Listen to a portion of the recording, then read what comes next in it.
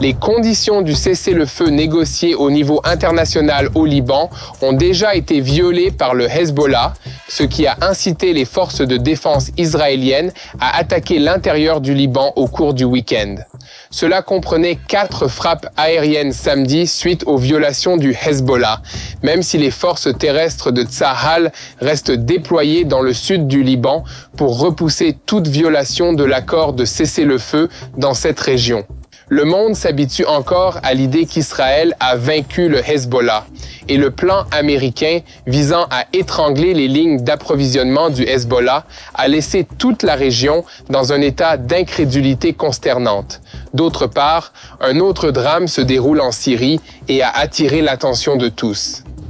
Pour la première fois en près de 4 ans, les factions rebelles en Syrie sont passées à l'offensive contre le régime d'Assad, prenant complètement par surprise l'armée syrienne et leurs alliés miliciens chiites soutenus par l'Iran, et prenant le contrôle d'Alep, la deuxième plus grande ville de Syrie. L'armée de l'air russe bombarde les rebelles depuis les airs après avoir subi d'importantes pertes parmi les commandos des forces spéciales qui avaient été déployés en Syrie pour soutenir le régime. Cela perturbe les plans de presque tout le monde, y compris d'Israël et de l'Occident. Les rebelles, qui comprennent des éléments liés à Al-Qaïda et à d'autres groupes djihadistes, ont déjà capturé d'importants stocks d'armes et de munitions de l'armée syrienne. Des craintes existent qu'ils puissent bientôt s'emparer d'armes encore plus puissantes, y compris des armes chimiques que le régime est soupçonné depuis longtemps de dissimuler. Mati Shoshani, analyste principal du TBN pour le Moyen-Orient, nous fera entrer dans les détails de toute cette affaire, y compris les actions de la Turquie, qui suscitent une grande colère à Moscou et à Téhéran. Pendant ce temps, le Hamas continue de tirer des roquettes sur Israël depuis la bande de Gaza, refusant d'accepter qu'il a perdu cette guerre. Une délégation du Hamas se trouve au Caire cette semaine pour tenter d'obtenir l'ouverture du poste frontière de Rafah avec l'Égypte. Ils disent vouloir faire passer l'aide humanitaire par ce point de passage, mais il est difficile de croire qu'ils ne voudront pas également y faire passer des armes et des munitions. À ce sujet, le Programme alimentaire mondial des Nations Unies tente de dire qu'il y a une pénurie de farine pour faire du pain dans la bande de Gaza, mais Tsahal a publié des preuves pour contrer cette affirmation. Enfin, le Hamas poursuit sa campagne de guerre psychologique en publiant un signe de vie de l'otage Hanan Alexander. Notre cœur est avec lui et sa famille. Nous avons beaucoup à aborder aujourd'hui, alors plongeons dans les détails.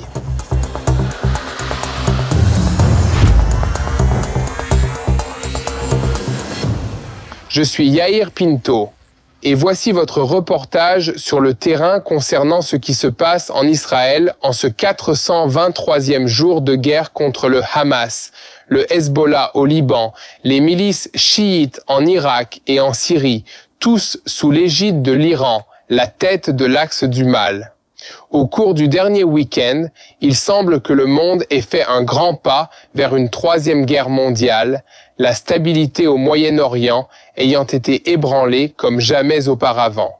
Avant de commencer, je vous demanderai de cliquer sur le bouton « S'abonner » pour ne jamais manquer un autre épisode de Boots on the Ground. L'armée israélienne a annoncé avoir détecté une activité qui viole les conditions du cessez-le-feu au cours du week-end. Cela incluait l'observation d'hommes armés arrivant dans la région du sud du Liban, chargeant une arme de type RPG, des boîtes de munitions et d'autres équipements militaires dans un véhicule et se dirigeant vers la zone. L'armée de l'air israélienne a attaqué le véhicule, qui était probablement destiné à tester la réaction d'Israël face à une violation aussi évidente. Les forces terrestres de Tsahal sont rapidement arrivées sur les lieux et ont trouvé des armes et des munitions sur les terroristes présumés. Il a également été rapporté par Tsahal que des activités ont été identifiées dans une installation du Hezbollah dans la région de Sidon où des lance-roquettes étaient situés. L'armée de l'air a attaqué les lance-roquettes ainsi qu'un véhicule militaire qui opérait dans l'infrastructure de production de missiles du Hezbollah. De plus, lors de fouilles effectuées par les forces de Tsahal dans le sud du Liban au cours des dernières 24 heures, les soldats ont localisé des armes cachées dans une mosquée utilisée par les terroristes du Hezbollah et les ont confisquées. Plus tôt, le porte-parole de Tsahal en arabe, le colonel Avishai Haderi, a publié un message aux résidents du sud du Liban indiquant qu'il est absolument interdit de se déplacer au sud du fleuve Litani de 17h à 7h du matin. Selon la lettre d'assurance donnée par les États-Unis dans le cadre de l'accord de cessez-le-feu au sud du Liban, Israël se réserve le droit d'agir à tout moment contre les violations des engagements pris par le Hezbollah dans le cadre de l'accord de cessez-le-feu. En dehors de la zone sud, Israël se réserve le droit d'agir contre le développement de menaces dirigées contre lui si l'armée nationale libanaise n'est pas en mesure ou ne veut pas faire face à ces menaces. Il est important de se rappeler que si Israël décide de prendre de telles mesures, il doit se coordonner avec les Américains dans la mesure du possible. Les opérations de Tsahal contre le Hezbollah au cours des 90 derniers jours ont laissé l'organisation terroriste soutenue par l'Iran gravement endommagée, mais pas détruite. Il est important de se rappeler que le Hezbollah n'est pas seulement une organisation terroriste et un syndicat criminel, c'est aussi un parti politique avec des représentants élus au Parlement national libanais. Cependant, les objectifs fixés par le Premier ministre Benjamin Netanyahou pour repousser le Hezbollah au-delà du fleuve Litani et ramener les résidents des communautés du nord d'Israël dans leurs maisons, écoles et entreprises semblent avoir fonctionné. La puissance militaire du Hezbollah a été anéantie par la campagne de Tsahal, qui a notamment permis d'éliminer ses hauts dirigeants, de démolir ses missiles à longue et courte portée et ses capacités de tir contre Israël, de paralyser son réseau de communication et de détruire son infrastructure militaire dans les zones situées le long de la frontière israélo-libanaise. Ici, à TBN francophone, nous continuerons à rendre compte de tout développement dans le cessez-le-feu avec le Liban. Alors, aidez-nous en continuant à partager nos vidéos sur YouTube et en nous suivant sur les réseaux sociaux. Restez avec nous jusqu'à la fin de cette vidéo pour entendre le rapport complet sur le grand drame en Syrie et la chute d'Alep, ainsi qu'un examen des derniers efforts contre le Hamas dans la bande de Gaza et l'interception des missiles balistiques du Yémen. Oui, c'est vrai, les Houthis au Yémen essaient à nouveau d'attaquer Israël. Jeudi, le chef des Houthis au Yémen, Abdul Malik al-Houthi, a déclaré « Nous ne pouvons pas nettoyer les zones et laisser Gaza seul. Nous continuons dans tous les domaines et dans toutes les opérations militaires. » Il a également appelé les masses au Yémen à descendre dans les rues cette semaine pour montrer leur soutien à cette position, soutenir les Palestiniens et féliciter le Liban pour le succès qu'il a dit que le Hezbollah avait eu contre Israël. Tôt dans la matinée de dimanche, un missile balistique a été tiré sur le centre d'Israël depuis le territoire contrôlé par les Houthis au Yémen. Il a été intercepté en dehors de l'espace aérien israélien, mais quelques personnes ont été blessées alors qu'elles tentaient de se réfugier dans des espaces protégés et ont dû être soignées par le Magen David Adom. Comme nous l'avons rapporté à TBN francophone, Tsahal a attaqué des cibles terroristes en Syrie pendant des mois. Cela inclut des frappes sur l'infrastructure militaire syrienne près du poste frontière avec le Liban qui était utilisé par le Hezbollah pour transférer des armes. Ces frappes ont continué même au cours des dernières 24 heures et Tsahal a déclaré qu'elle continuera à frapper les routes à travers le territoire syrien si l'Iran et le Hezbollah essaient de les utiliser pour déplacer des armes et des munitions vers le Liban. Il s'agit d'une violation de l'accord de cessez-le-feu qui ne sera pas tolérée. Une déclaration de Tsahal a ajouté que le Hezbollah, avec le soutien du régime syrien, utilise des infrastructures de bâtiments civils pour mener des activités terroristes et transférer des armes destinées à être utilisées contre les citoyens de l'État d'Israël. Pour en savoir plus sur la situation en Syrie, appelons notre analyste du Moyen-Orient de TBN, Mati Shoshani.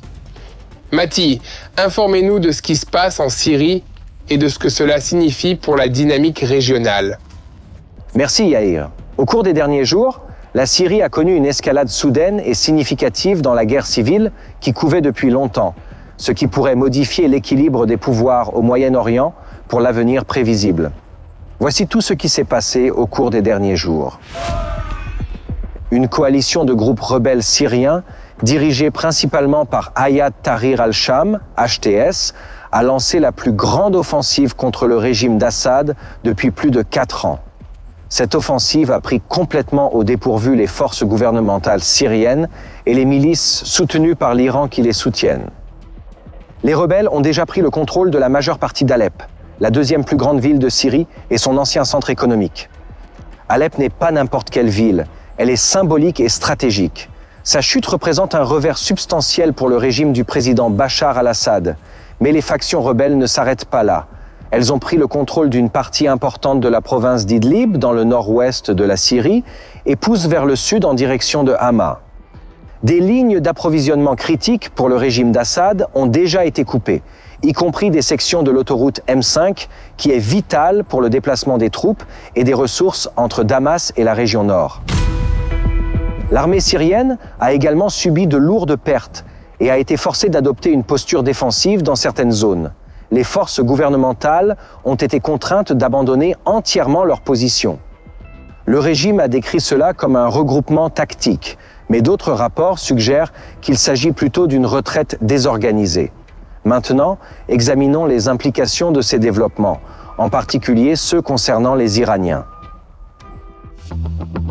Le régime clérical qui dirige l'Iran a été l'un des alliés les plus fidèles d'Assad pendant la guerre civile syrienne, qui a commencé en 2011 et a fait rage pendant la majeure partie de la dernière décennie, avant de s'installer dans une impasse à la fin de 2020. Les Iraniens ont investi massivement, tant militairement que financièrement, pour maintenir ce régime au pouvoir. Mais ils ne le font pas pour le bien du régime Assad, ils le font dans leur propre intérêt. Ce régime sert leurs intérêts de plusieurs manières différentes que nous allons détailler pour vous. Pour commencer, le territoire du régime sert de pont terrestre reliant l'Iran au Liban, où le Hezbollah, le proxy le plus coûteux et le plus important de l'Iran, est basé. Ce corridor est essentiel pour le transfert d'armes, de personnel et bien sûr de ressources. Et sans lui, il serait difficile d'approvisionner le Hezbollah. Le maintien d'un régime ami en Syrie permet également à l'Iran de projeter sa puissance dans tout le Levant, cette région, en contrant les États arabes sunnites et en s'affirmant face à des rivaux tels que l'Arabie saoudite et Israël. Tout cela est facilité par le fait que le régime d'Assad, dominé par la secte alawite, est étroitement aligné sur l'islam chiite, qui est central pour l'identité de l'Iran en tant que nation à majorité chiite. La récente offensive rebelle pose plusieurs défis aux ambitions régionales de l'Iran. Si Assad perd le contrôle de ces territoires clés, l'accès terrestre direct de l'Iran au Hezbollah au Liban pourrait être définitivement coupé. Cela compliquerait la capacité de l'Iran à approvisionner le Hezbollah en armes de pointe, en particulier par les voies terrestres. Cela perturberait également le flux de Captagon et d'autres stupéfiants, qui est une source majeure de revenus pour le régime d'Assad et le corps des gardiens de la révolution islamique. Suite au récent conflit avec Israël, le Hezbollah a été considérablement affaibli.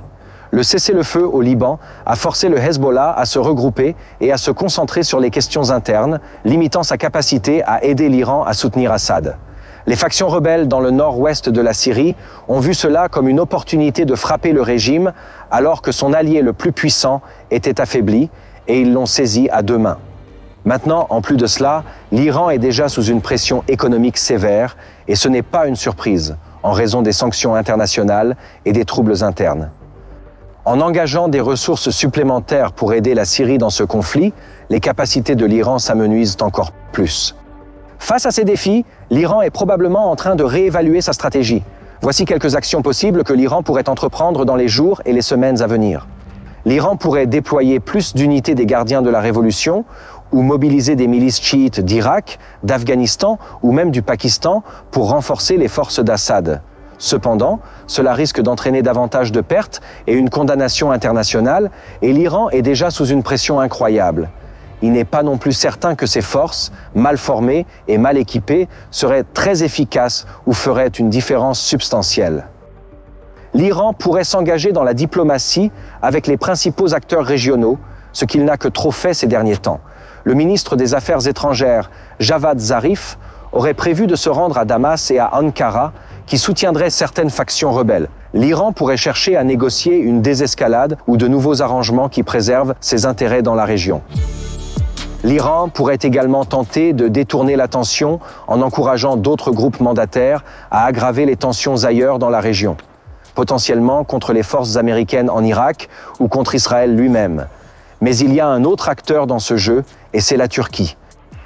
Comme je l'ai déjà dit, et nous en avons beaucoup parlé, des rapports indiquent que la Turquie a donné le feu vert aux rebelles en leur fournissant du matériel, des renseignements et au moins un soutien politique tactique.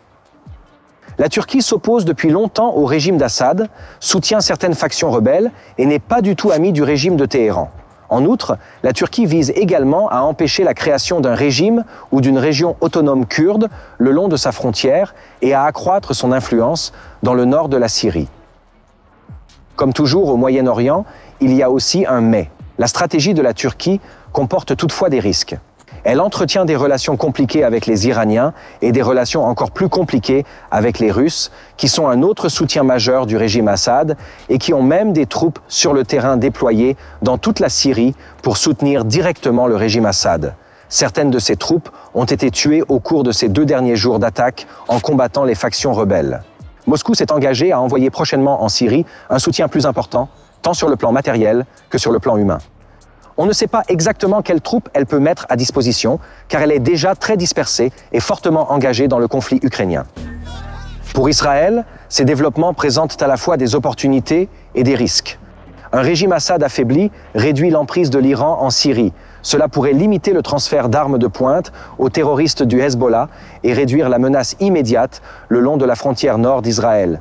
Israël pourrait également être plus libre de mener des opérations dans toute la Syrie, en ciblant les actifs iraniens sans risquer une confrontation directe avec un régime Assad plus fort ou avec les forces russes présentes. Il y a aussi, bien sûr, des risques, comme toujours, car le HTS, l'Organisation de libération du Levant, bien qu'il se concentre actuellement sur le conflit syrien, a des racines dans Al-Qaïda. Le renforcement de leur position pourrait conduire à une hostilité accrue de la part de ces activités extrémistes près des frontières d'Israël. C'est un exemple qui montre que l'ennemi de votre ennemi n'est pas toujours votre ami, en particulier au Moyen-Orient.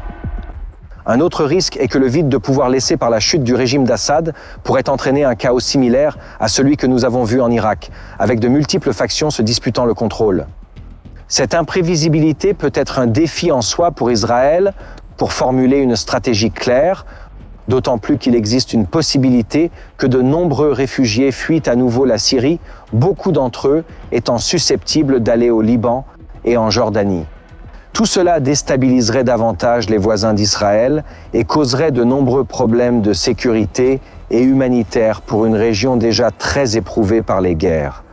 En plus de cela, il y a toujours le facteur américain à prendre en considération, surtout avec l'élection du nouveau président Donald Trump. Les États-Unis ont limité leur présence en Syrie, mais continuent d'avoir intérêt à contrer ISIS et à limiter l'influence iranienne. D'autre part, le soutien russe à Assad est motivé, bien sûr, par son désir de maintenir un ancrage stratégique dans tout le Moyen-Orient et bien sûr d'avoir accès à un port maritime. La Syrie est donc un nouveau terrain d'affrontement entre les intérêts des superpuissances. Tout cela pourrait inciter la Chine, l'Inde, voire le Brésil et peut-être d'autres grandes puissances régionales à prendre des mesures qui déstabiliseraient encore davantage la situation mondiale. Au niveau régional, certains pays arabes ont entrepris de normaliser leurs relations avec le régime d'Assad, dans le but de contrer l'influence iranienne. Ces récents développements pourraient perturber davantage ces efforts de manière à avoir des effets à la fois bénéfiques et néfastes sur la situation stratégique d'Israël au Moyen-Orient. En résumé, l'offensive rebelle dans le sud de la Syrie marque un moment crucial. Elle menace également de saper la stratégie à long terme de l'Iran pour une influence régionale via des proxys. L'Iran doit décider s'il va redoubler d'efforts dans son soutien au régime d'Assad ou recalibrer complètement son approche. Pour Israël, bien que l'affaiblissement de l'influence iranienne soit globalement un développement positif, le potentiel d'instabilité accrue et la montée de groupes extrémistes nécessitent une surveillance attentive et une planification stratégique, sans parler d'une grande énergie au niveau du renseignement. Ces événements pourraient conduire à un réalignement des alliances et des structures de pouvoir dans cette région. Les actions de pays comme la Turquie, la Russie et les États-Unis auront une influence considérable sur le résultat. Comme toujours, Israël doit rester vigilant. s'adapter à l'évolution rapide du paysage, aux efforts diplomatiques, à la collecte de renseignements et être prêt à répondre aux nouvelles menaces. Tous ces éléments seront cruciaux dans les jours et les semaines à venir. Et maintenant, revenons à Yair Pinto. Merci, Mati, pour ce rapport détaillé. Il est clair que l'évolution de la situation en Syrie pourrait avoir des conséquences considérables pour l'ensemble de la région. Nous continuerons à suivre la situation de près et à fournir des mises à jour dès qu'elles seront disponibles. L'un des meilleurs moyens de soutenir notre travail est visiter notre site web tbnfr.org pour un don régulier ou ponctuel. Que Dieu vous bénisse. Nous allons maintenant nous concentrer à nouveau sur la bande de Gaza où d'importants développements ont eu lieu au cours du week-end. Pour commencer, Tsahal a rapporté l'élimination d'Ahed Ai Kadik, qui a participé au massacre du kibbutz Nir Oz le 7 octobre 2023. Kadik était employé par World Central Kitchen, WCK, une ONG humanitaire. Des représentants du coordinateur des activités gouvernementales israéliennes dans les territoires ont demandé des éclaircissements et une enquête urgente auprès des hauts responsables de la communauté internationale et des dirigeants de l'organisation concernant l'emploi d'un terroriste connu pour avoir participé au massacre du 7 octobre contre des Israéliens. Une déclaration de Tsahal a indiqué que Tsahal et le Shin Bet continueront d'agir de manière décisive pour localiser et éliminer les opérateurs terroristes militaires qui mènent des activités terroristes contre les civils israéliens, ainsi que ceux impliqués dans les événements meurtriers du massacre du 7 octobre. Nous soulignons que selon les informations existantes, le terroriste ne peut être lié à un incident d'enlèvement spécifique. Une autre question qui préoccupe beaucoup de gens en Israël cette semaine est la poursuite des attaques à la roquette depuis la bande de Gaza. Comment est-il possible que, malgré plus d'un an de combats intenses, les attaques à la roquette du Hamas se poursuivent et continuent de frapper le front intérieur d'Israël? Cela se produit même si Tsahal a détruit de nombreuses infrastructures, éliminé des quartiers généraux et obtenu le contrôle physique du territoire. Comment le Hamas parvient-il à lancer des roquettes dans de telles conditions? Une réponse partielle à cette question vient de l'examen des roquettes utilisées dans les attaques les plus récentes. Elles sont très rudimentaires et ne nécessitent pas le système de lancement traditionnel.